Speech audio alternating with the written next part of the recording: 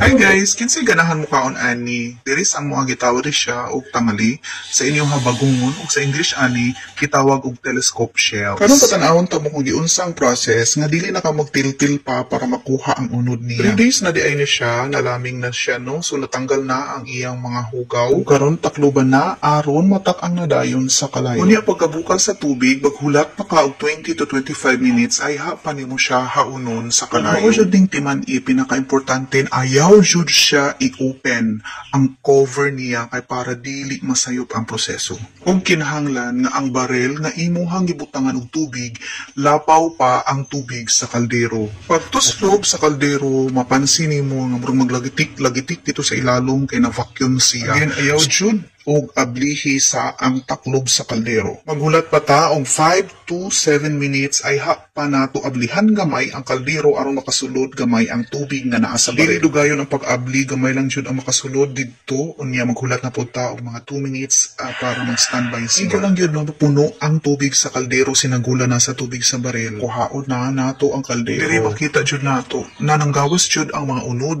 sa shell, o diba? Nanggawas jud ang unod sa bagungon o tangali.